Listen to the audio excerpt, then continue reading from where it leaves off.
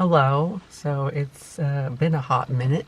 I had to think about this video for a while and then also to like recuperate with myself, as I believe I need to. So it took me a while because there's a lot of things that I haven't necessarily thought about before, and nobody else is talking about this. So it's all on me to figure out why this happens and, like what's going on underneath it all. So this topic is religion and detransition, and I wanted to try to, attempt to, I don't know if I will actually be able to, but I am giving an answer out there. Is it definitive? Hell if I know. But I wanted to answer the question of why does it seem like so many detransitioners opt to convert to some kind of religion, and those religions namely tend to be Christianity. I haven't really heard many going into Judaism or Islam. I've heard maybe some go into paganism, but it's mostly Christians from what I have noticed. And I've also noticed that a lot of trans people are also noticing this trend as well. Because I am someone who converted to a pagan religion, I wanted to address this, because it's like, if I did it and these other detransitioners did it, it's like, okay, well, two's kind of a trend, right? So let's think about that. Why do detransitioners convert to a religion? So before I answer that, we have to first look at what type of people go into the transgender ideology. Who are these types of people? Because if you know why they go into transgenderism, you know why they go into Christianity, let's say. It's people who tend to be very vulnerable. They're at a very low point in their lives, even if they're young. They're vulnerable typically in the way of sexual shame, and sexual shame would involve homosexual people as well as people with autogynephilia and autoandrophilia. Vulnerable people like those who come from a broken home, such as myself, sporting some kind of mental illness, and namely those mental illnesses are psychosis and autism. Having experienced sexism in some way, typically the worst cases would be those who have their family, or especially their parents, or even just one parent who's very sexist. Being a social reject because of any one of these factors, or all of them. And also experiencing bullying in school, typically, also, again, because of either one or all of the factors that I've listed. Like, bottom line, these are people who have been socially rejected in some way, and then they look at the trans community, or the trans community comes up in some way, and that brings a tribe that they can join and not feel as socially rejected. That's namely what makes the trans community so seductive. And I don't mean that in a charlatan, lying, deceiving kind of way. I just mean just the definition of the word seductive. It's just, oh, that's alluring. Oh, that's interesting. I'll have a looky-see into it. But not just social acceptance from a community of other people who are very much like you, but also there's a more religious motivator behind why people join the trans community. Once you join the community, there's a sense of not only belonging, but also a sense of purpose and being part of something that's greater than yourself. We all know that the vast majority of people who are involved in the trans community are trans rights activists, and that activism gives these people a purpose in life, and that makes them feel fulfilled, because that's what people want. People want to have a purpose in life, and seeking that purpose and community, it has a religious tinge to it, seeing as though we can compare it to Christianity, broadly speaking, where trans rights activists seek to serve humanity and, you know, the trans community, so other trans people, which is part of humanity, obviously. So, and then you have Christians who seek to serve the divine or God. So it's kind of like that same thing of serving somebody. And when it comes to serving, there's also this sense of redemption from one's sins because of the whole social reject thing. Trans rights activists see that activism is a redemption from them being so, you know, directionless, pointless in life, and there's just this sense of, oh yes, now I'm better. You know what I mean? Like, it went from I'm a loser,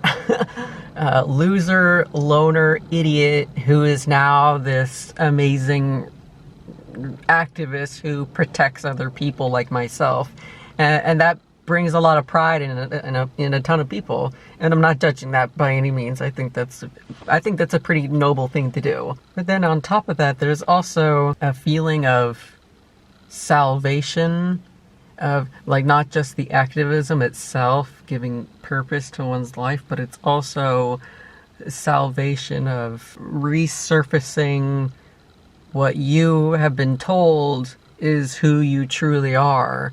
So, obviously that would be, oh, I'm a woman hidden inside a man's body sort of thing. Like, now I get to redeem that inner woman and get her out and make her, you know, my aesthetic. That also goes into the redemption of sin sort of thing. The transgender ideology also gives a definitive answer to vague feelings of discomfort in one's own skin, which is on par, not like identical by any means, but it's on par with Christians being like, well, I guess Christians would more say have a better relationship with God.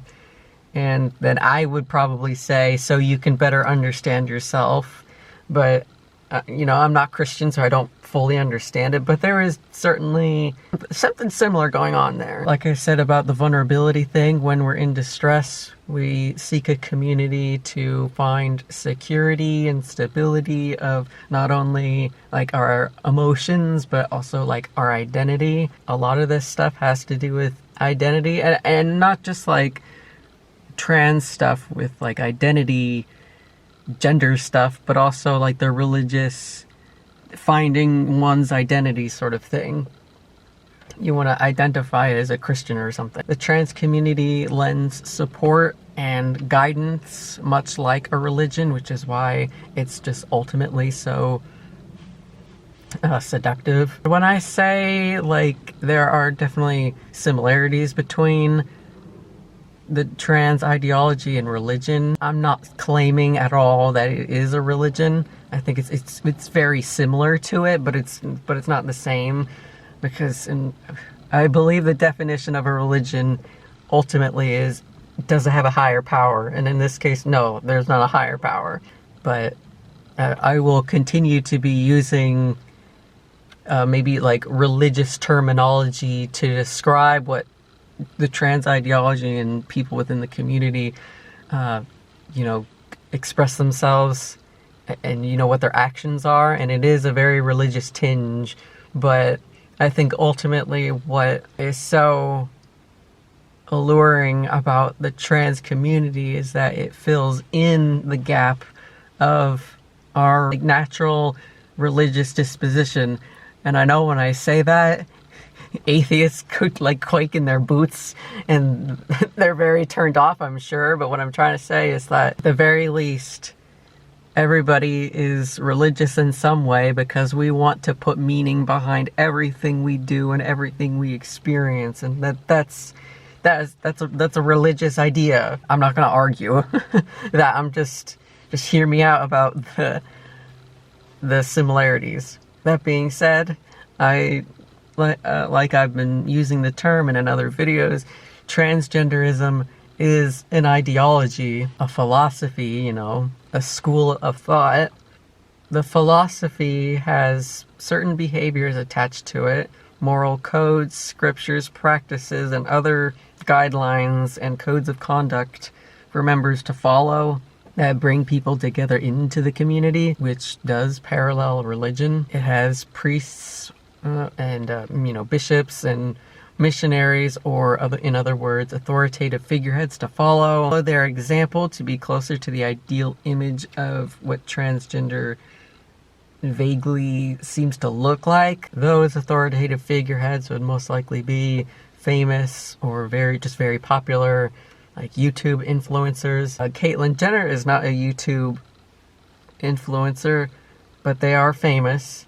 And then there's also like people like Christine Jorgensen and then Joshua Alcorn, which is kind of like a Christ figure, and that, like, he died, so therefore we're gonna do all this other activism around him, which is what the Christians did with Jesus. Transgenderism even has 5 core tenets, which provide a clear, I wouldn't call it clear, but it's clear to them, indication of what it means to be trans. Number 1 is gender exists as an innate part of you, as something separate from your physical sex and your gender role. Number 2, the reason you are miserable is because you were born in the wrong sex from your gender.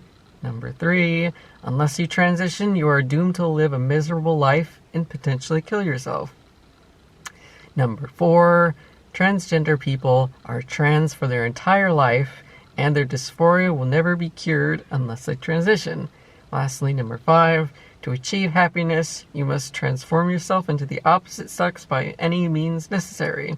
So then, the next question would be, why do people convert religions at all? And again, I'm not saying detransitioners used to subscribe to the trans religion and now they're converting to Christianity or something. I'm saying that they dropped their old philosophy and then, like, let's say they were like atheist while they were trans, and then they converted to Christianity, and then they dropped as well the philosophy that went on top of their atheism, which was the transgender ideology. So why do people convert religions? It's because they started to question the fundamental core of what that old religion to them was, or that old philosophy was to them. And then because of that kind of like betrayal they feel of the core thing that religion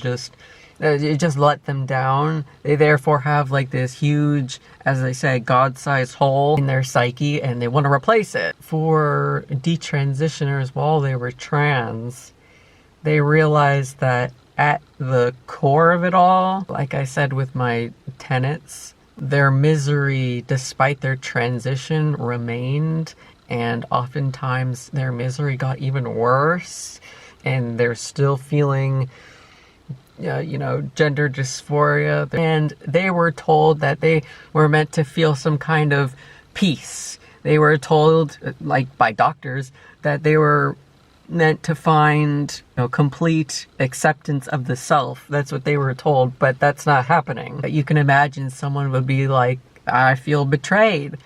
I was told that I would benefit off of this, but I'm not benefiting off of it.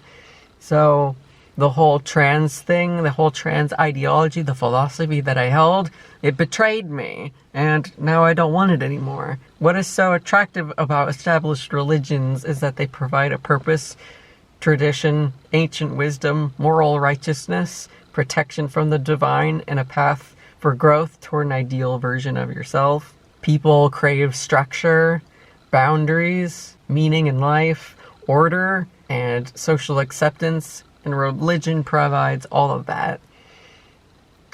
Religion has the order of values, moral codes, and commandments to follow. Transgenderism has highly certain values, commandments, an ideal image of transition to follow, moral righteousness, and a sense of certainty in one's life path.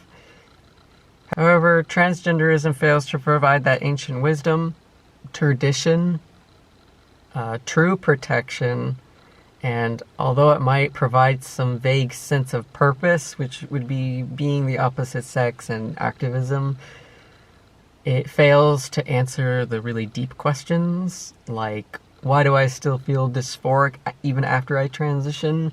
Why is my dating life so difficult? Why am I not feeling fulfilled anymore? Why do I not feel as satisfied as I thought I would be?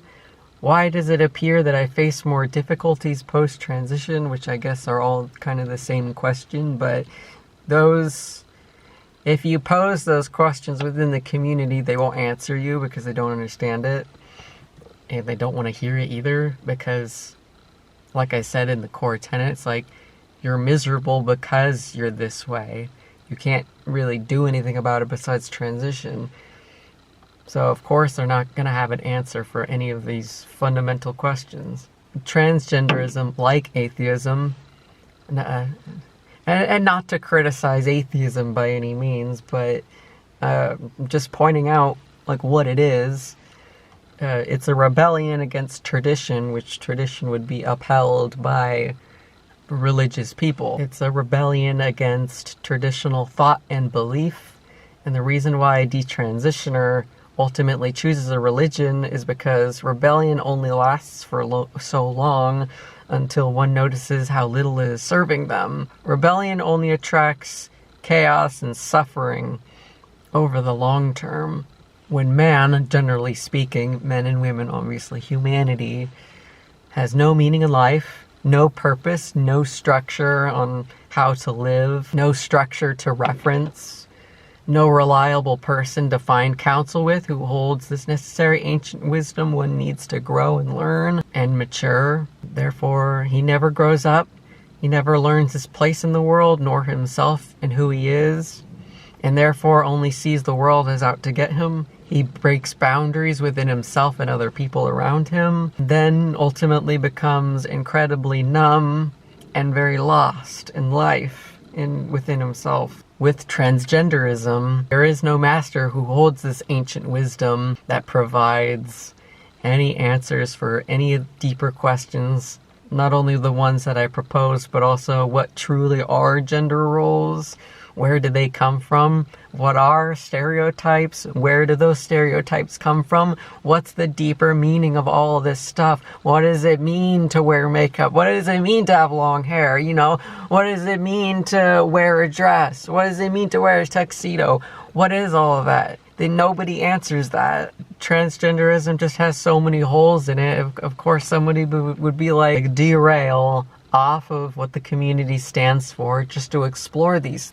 ideas and what's going on. You could argue that there are older trans people who have experienced, society as a trans person, and they have navigated it pretty well, but that's not ancient wisdom. That's like very surface level, modern wisdom. And while that's okay, it just fails to answer what's really these deep-seated questions that everybody has. They can't answer that. Yes, they are decent guides, but they don't have that ancient wisdom. I know I keep on repeating ancient wisdom, but that's what it is. But that's what's going on, and it's so integral that, like, we need to know our roots. We can't just rely perfectly on the surface level of everything, because then that leads to becoming lost. Transgenderism, despite rewriting a lot of history, claiming that they've been around for centuries, it's a new belief system. Again, like atheism, I'm not trying to criticize atheists. Transgenderism borrows values and beliefs from traditional sources, religious sources. And in this case, it's gender roles. Gender roles half stem from religious tradition, which is exaggerated gender stereotypes, and it is half observed biology. Because, stereotypes have to come from something, and they come from biology, observing biology, how testosterone works in the male body, how estrogen works in the female body, and then on top of that would be the culture and then it becomes cemented in tradition, and then religion says, okay, well, this is how this and that is, and then culture just kind of evolves as it goes, and then stereotypes are made. Transgenderism, pardon the term, bastardizes this tradition simply by mixing and matching already established roles without understanding why these roles really exist. And they might claim that they know why, but I don't think they do. For transsexuals, they often heed the gender binary and opt for purely the opposite sex role. For xenogenders, which is non-binary and all the other things, I already made a video describing what it is. For xenogenders, they take all the elements of established gender roles and simply implement the opposite sex's gender role to certain parts of their personality and their feelings. So now to finally answer the question, why do detransitioners convert to a religion? It's ultimately because they want to seek order that religion provides, to gain a better understanding of gender roles, since it is incredibly arbitrary within the transgender ideology. A detransitioner might seek religion to gain a better understanding of themselves and their place in the world by studying what the religion has to say on the existence and purpose of their sex. They might seek religion to replace the community that, once they had detransitioned, completely abandoned them because they outed themselves as what the community considers them to be, traitors, and I guess in a more religious sense, heretics. I think the main theme with detransitioners choosing a religion is because they found that their previous life as a trans-identified person was selfish, chaotic, self-destructive, dishonest, and sinful, in the sense that they put their impulsive desires first and foremost, rather than their own innermost feelings, as well as the thoughts and feelings of their family, friends, and anybody they just interact with, or, as well as partners, spouses, blah, blah, They weren't treating them with enough respect or consideration of how they felt. Detransitioners, when they look back at their previous life as a trans person, they clearly see how awful they had behaved toward others, especially as a trans rights activist. They see how insufferable they were, how disrespectful they had been to other people of other faiths, beliefs, and other philosophies, and just alternative things. They couldn't tolerate that, and they noticed that was wrong. That was very intolerant of them. That means, being disrespectful to those people is also saying that they are disrespecting themselves. They noticed how disrespectful they had been by not listening to anybody else, and they would only listen blindly to the people who just agreed with them, and that was it. And they noticed how narrow-minded they were about it, and they didn't like that because it narrows, it limits how they can grow and learn for themselves. Religion, therefore, rights those wrongs that they had experienced. It provides forgiveness and, again, order, as well as wisdom that the transgender ideology severely lacks. So finally, that all being said, I label it a rebellion against tradition, and I think that's perfectly fine to do. I think it's human nature. I think it's very natural to want to rebel against something that's already been established. So I don't judge anybody who's going into this, because what the rebellious phase of, a teenager is for is to it's self-discovery. They need to do it in order to understand their own boundaries for themselves. Will I like this? Will I like that? Will I hate this? Will I hate that? And people need to explore this stuff, because if somebody tells them, no, you can't be that, and in this case, no, you can't be trans because that's that's sinful and horrible and dumb and blah, blah, blah. Like, you can't really tell someone that, because then it's saying, oh, well, if you think it's dumb, well, I'm going to just do it anyway. Well, if it, becomes into their radar, because otherwise, if the transgender ideology never entered into their sphere of awareness, then this wouldn't really be a problem. But what I'm trying to say is that once it is in there, you kind of just have to let them explore it and see if it is bad for them. And for that, I think that, like, I hope when people enter into the ideology, I really do, I know how this is going to sound, but I really do hope that they fail. I hope that the ideology fails them, because failure is a very positive thing. I know it doesn't sound like it, and I know we all associate it because a lot of us are perfectionists. We see failure as not an option at all. You can't do that. You have to be perfect. You have to do everything right. Everything has to go in the direction that you want it to go. And it's like, no, failure is good, because then it tells you, whoops, I don't need to go in that direction. And now I have a thorough understanding as to why I don't like whatever that thing is. And with failure comes suffering.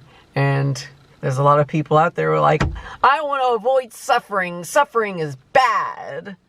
Suffering is something that should be greatly avoided at all costs. And the thing is, you can't have wisdom and maturity without having suffered first.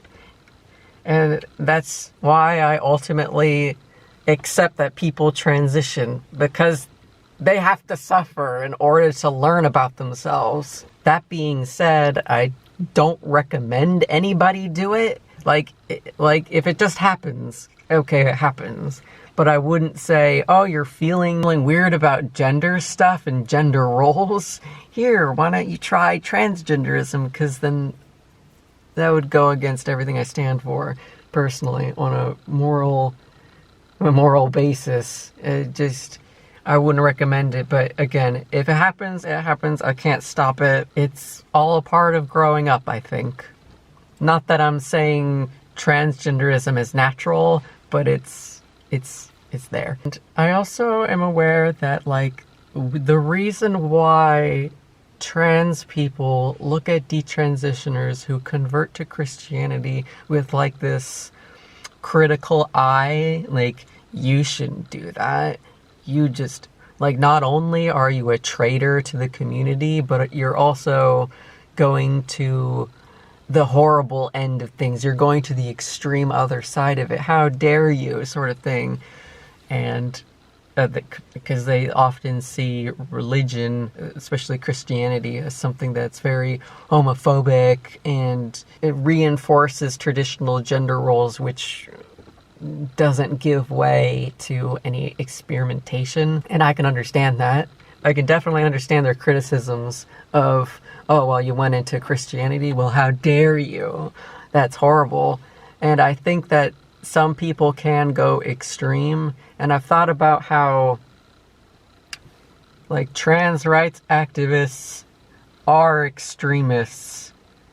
And then once they are trans rights activists, and then they convert to a religion, they take that extreme and just put it into something else.